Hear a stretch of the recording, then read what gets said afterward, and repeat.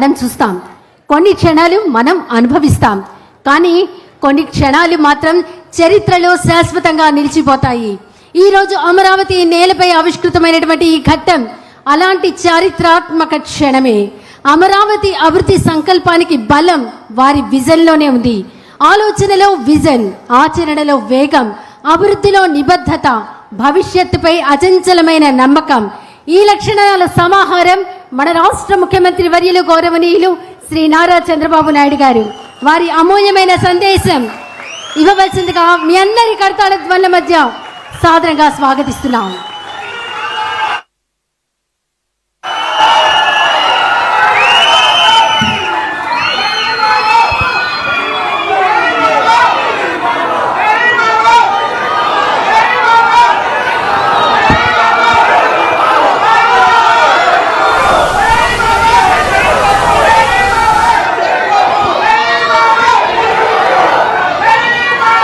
కూర్చోండి.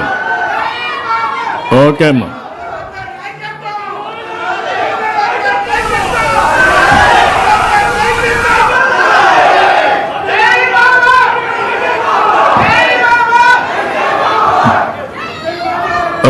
ఓకే. సహచర మంత్రివర్గ సభ్యులు, ఈరోజు అమరావతి స్థాయికి రావడానికి కారకులైనటువంటి నారాయణ గారు, సహచర మంత్రివర్గ సభ్యులు, జనసేన నాయకులు నాదెళ్ల మనోహర్ గారు, గౌరవ పార్లమెంట్ సభ్యులు భాష్యం రామకృష్ణ గారు, గౌరవ శాసనసభ్యులు తెనాలి శ్రావణ్ కుమార్ గారు, secretary municipal administration Suresh Kumar గారు, చైర్మన్ ఏడీసీఎల్ లక్ష్మీ పార్సార్థి గారు, కమిషనర్ సిఆర్డిఏ విజయరామరాజు గారు,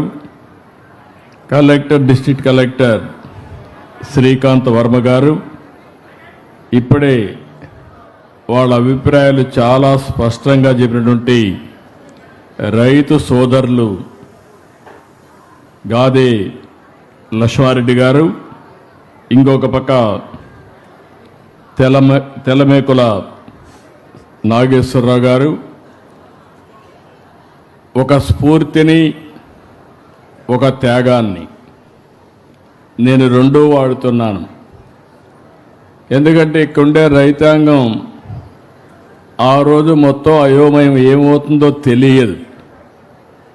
నారాయణ గారు మీ దగ్గరికి వచ్చారు.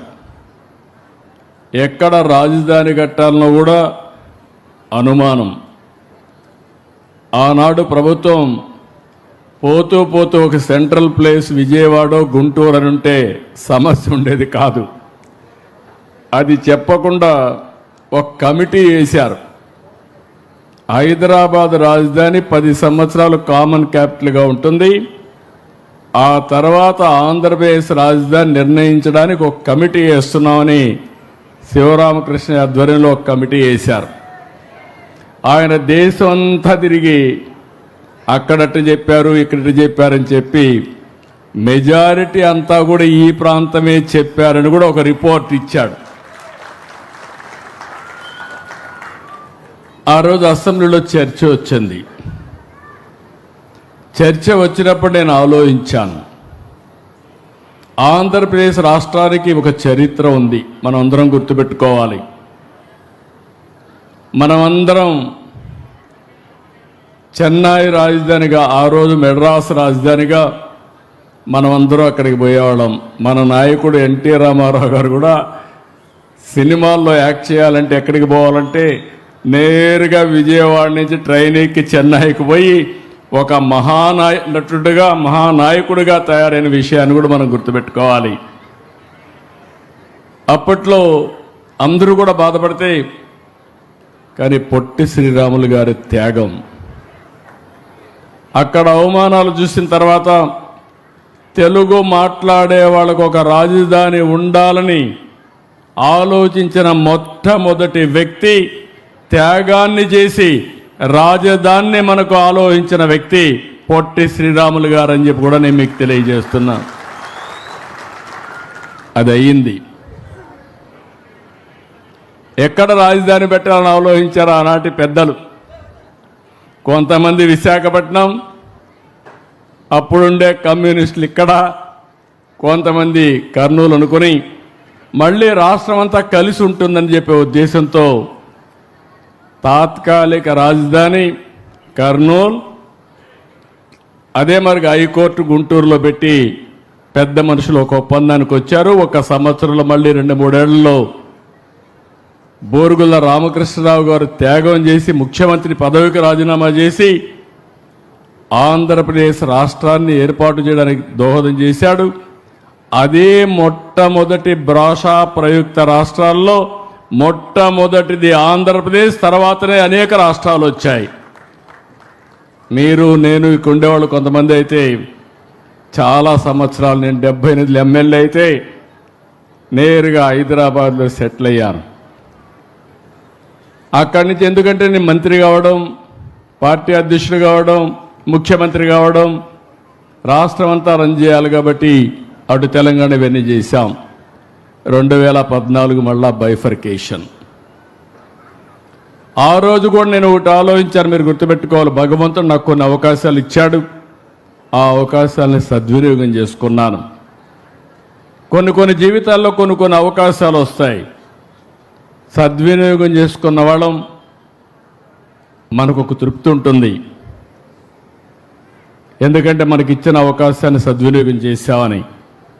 ఇప్పుడే మనోహర్ గారు వస్తూ ఒక మాట అన్నాడు, సార్ మీరు హైటెక్ సిటీ కట్టారు, అది మహానగరం అయింది, హంబుల్ వే మీరు ఇది స్టార్ట్ చేశారంటే హంబుల్ కాదు, ఇది గ్రేట్ విజన్కి మొదటి సక్సెస్ మాత్రం అని చెప్పాను. విభజన జరిగింది ఆ రోజు, మీరు అందరూ హైదరాబాద్ పెట్టిన నన్ను చాలామంది ఎగతాళి చేశారు. నేను హైటెక్ సిటీ కడితే ఆనాటి రాజకీయ నాయకులు హైటెక్ సిటీ కడితే ఏమవుతుందన్నారు. ప్రపంచంలో అధినేతలంతా హైదరాబాద్కు వస్తే మీరు ఒక రోడ్డు వేశారు, హైటెక్ సిటీ నుంచి ఎయిర్పోర్ట్ వరకు మీరు షో చేస్తున్నారు, దీనివల్ల ఏమీ రాదన్నారు. నేను ఒకటే సంకల్పం, తెలుగు జాతి గర్వపడే విధంగా ఒక మహానగరాన్ని నిర్మాణం చేయాలనే సంకల్పంతో అడుగడుగునా ముందుకు పోయి హైదరాబాద్ నిర్మాణం చేశాం. 160